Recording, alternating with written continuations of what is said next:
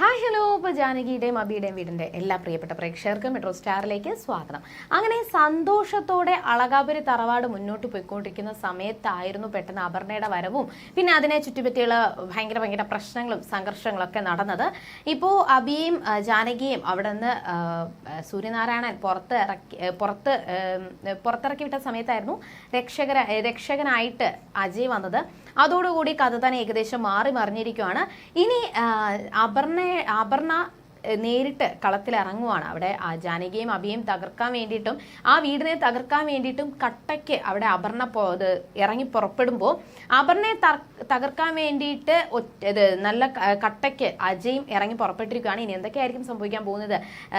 അവിടെ അമലിന്റെ ഭാര്യയായ അപർണയും തൻ്റെ കുടുംബത്തെ രക്ഷിക്കാൻ വേണ്ടിയിട്ട് ഒന്നടങ്കം ശ്രമിക്കുന്ന അജയും. പിന്നെ എന്തൊക്കെ സംഭവിക്കുമെന്ന് നമുക്ക് നോക്കാം. അതിനു മുൻപ് ആദ്യമായിട്ടാണ് ഈ ചാനൽ കാണുന്നതെങ്കിൽ തീർച്ചയായിട്ടും സബ്സ്ക്രൈബ് ചെയ്യുക. അപ്പോൾ ഞങ്ങളുടെ പുതിയ സീരിയൽ റിവ്യൂ വീഡിയോസ് എല്ലാം നിങ്ങൾക്ക് ലഭിക്കുന്നതായിരിക്കും. അങ്ങനെ അവിടെ ശരണ്യ കാര്യങ്ങളൊക്കെ അജയോട് സംസാരിക്കുകയാണ്. അപ്പോഴും അജയുടെ മനസ്സിൽ ചെറിയൊരു സംശയമുണ്ട്. എന്തിനായിരിക്കും അപർണ ഇത്രയും ഈ ഒരു വിവാഹ സമയത്താണ് ഞാൻ ഇറങ്ങിപ്പോയത്. ആ ഒരു സമയത്ത് എന്നോട് ദേഷ്യം തോന്നേണ്ട അപർണ എന്തുകൊണ്ട് ഇങ്ങനെ റിയാക്ട് ചെയ്യുന്നു?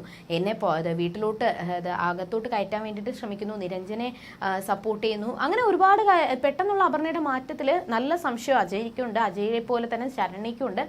എന്തായാലും അപർണ എന്തോ തെറ്റായിട്ടുള്ള കാര്യങ്ങൾ ചെയ്യാൻ വേണ്ടിയിട്ടാണ്, അല്ലെങ്കിൽ അപർണ എന്തൊക്കെയോ കണക്കുകൂട്ടൽ നടത്തുന്നുണ്ട് എന്ന് അജയ്ക്ക് മനസ്സിലായി. അങ്ങനെ ആ ഒരു സംസാരങ്ങളൊക്കെ നടക്കുന്ന സമയത്ത് പെട്ടെന്ന് തന്നെ അമൽ വരികയും അങ്ങനെ ശരണ്യെ അകത്തോട്ട് പോയി. അമലിന് ഇപ്പോഴും തൻ്റെ ചേട്ടൻ ചെയ്ത് തെറ്റിനോട് ഭയങ്കര ദേഷ്യമുണ്ട്. എങ്കിലും ആ ഒരു സമയത്ത് കല്യാണ മണ്ഡപത്തിൽ ഉപേക്ഷിച്ചിട്ട് പോയ ഫോണ് അമല് തിരിച്ച് അജയുടെ കയ്യിൽ കൊടുക്കുകയും എന്നിട്ട് ആ ഒരു വിവാഹത്തിന് ഏട്ടൻ പോയതിൻ്റെ പിന്നാലെ ഇപ്പോൾ അപർണയെ എനിക്ക് കെട്ടേണ്ടി വന്നു. എന്തായാലും അതോടുകൂടി എൻ്റെ ജീവിതം ഒരു നരകത്തിലായി എന്ന് തന്നെ വേണമെങ്കിൽ പറയാം. കാരണം ഞാൻ ഇങ്ങനെ ഒരാളെ അല്ല വിചാരിച്ചത്.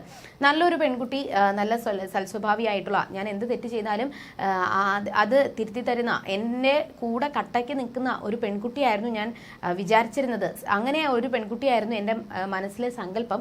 എന്നാൽ അത് അപ്പാടെ മാറിയതിൽ എനിക്ക് ഒരുപാട് സങ്കടമുണ്ട് എന്നൊക്കെ അമൽ പറഞ്ഞുകൊണ്ടിരിക്കുകയാണ്. അവിടെ ഇനി ഒന്നും ചെയ്യാൻ പറ്റത്തില്ല, ഇനി തിരുത്താനും പറ്റത്തില്ല. അവിടെ നിന്റെ ഭാര്യയായിട്ടാണ് അപർണ വന്നിരിക്കുന്നത് എന്നൊരു കാര്യങ്ങളും അജയ് പറഞ്ഞു കൊടുക്കുവാണ്.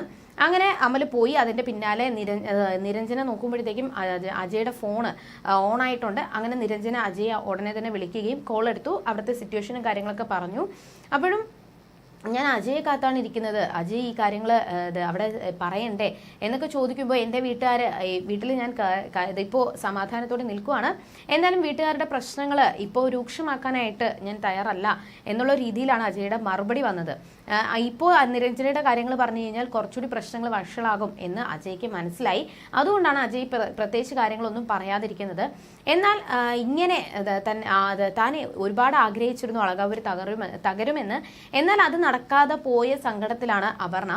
അങ്ങനെ അപർണ ആ ഒരു സങ്കടം ഇങ്ങനെ ആ ഒരു കാര്യങ്ങളൊക്കെ ഇങ്ങനെ പങ്കുവയ്ക്കുന്ന സമയത്ത് അജയും അമലും താഴോട്ട് വരുവാണ്. അപ്പോൾ അവിടെ എന്തോ എല്ലാവരും കൂടി നിൽക്കുന്നുണ്ട്. പ്രഭാവതിയുണ്ട്, അവിടെ അമൃതയുണ്ട്, ജാനകിയുണ്ട്, നമ്മുടെ എല്ലാവരും ഉണ്ട്, അബിയുണ്ട്. അപ്പോൾ എല്ലാവരും കൂടി നിന്ന് എന്തായിരിക്കും ചർച്ച ചെയ്യാൻ പോകുന്നത് എന്ന് കേൾക്കാൻ വേണ്ടിയിട്ട് അപർണ അവിടെ മാറി നിൽക്കുകയും എന്നാൽ അമലും അജയും താഴോട്ട് വരുന്ന സമയത്ത് എന്താ സംഭവം, ഏട്ടൻ എന്താ ഇങ്ങനെ നിൽക്കുന്നതെന്ന് ചോദിക്കുമ്പോൾ അജയ് അടിച്ചുപോയതിൻ്റെ വിഷമമാണ് എന്ന് അവിടെ ജാനകി പറയുകയും എന്നാൽ താൻ ചെയ്ത തെറ്റിനാണ് എൻ്റെ ഏട്ടൻ എന്നെ അടിച്ചത്, അല്ലാതെ ഒന്നിനും അല്ല എന്ന് തിരിച്ച് അമല് ഏട്ടനോട് അങ്ങനെയൊന്നുമില്ല, ഏട്ടൻ എന്നെ ശിക്ഷിക്കാനും എല്ലാത്തിനും അധികാരമുണ്ട് എന്ന് അമലും തിരിച്ചു പറഞ്ഞു. അതുപോലെ തന്നെ അജയും താൻ ചെയ്തത് ഒരു തെറ്റുമില്ല, ഏട്ടൻ ചെയ്തത് എന്തുകൊണ്ടും നല്ല കാര്യങ്ങളാണ്, ഏട്ടൻ എപ്പോഴും ഞങ്ങളെ ശിക്ഷിക്കാനും എല്ലാത്തിനും ഏട്ടന് അധികാരമുണ്ട്, അതുകൊണ്ട് ഏട്ടൻ വിഷമിക്കേണ്ട ആവശ്യമില്ല എന്നാണ് അവിടെ അജയ് പറഞ്ഞത്.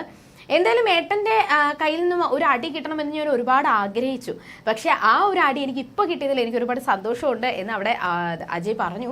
അങ്ങനെ ആ ഒരു സന്തോഷങ്ങൾ പെട്ടെന്ന് എല്ലാം അവസാനിച്ചു, എല്ലാം തകിടം മറിഞ്ഞു, പ്രശ്നത്തിലായി എന്ന് വിചാരിച്ചുകൊണ്ടിരിക്കുന്ന സമയത്താണ് പെട്ടെന്ന് അവരുടെ ആ ഒരു പ്രശ്നങ്ങളെല്ലാം മാറി വീണ്ടും സന്തോഷത്തിലായത്. ആ ഒരു സന്തോഷമാണ് ഇപ്പോഴെല്ലാവർക്കും. എന്നാൽ ഇവരുടെ സന്തോഷം കാണുമ്പോൾ കുറച്ചുകൂടി ദേഷ്യം കൂടുകയാണ് അപർണയ്ക്ക്.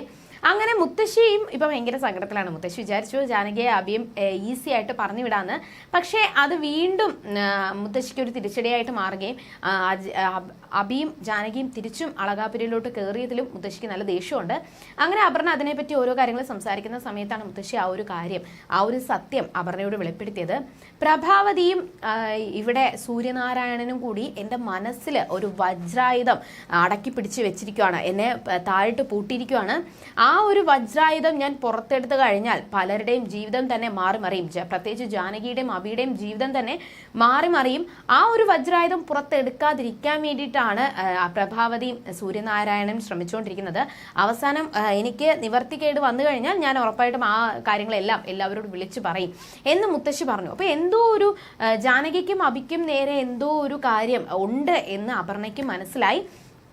കുറച്ചുകൂടി പ്രശ്നങ്ങൾ വഷളാക്കാൻ വേണ്ടിയിട്ടും അപർണ അവിടെ ശ്രമിച്ചുകൊണ്ടിരിക്കുകയാണ്.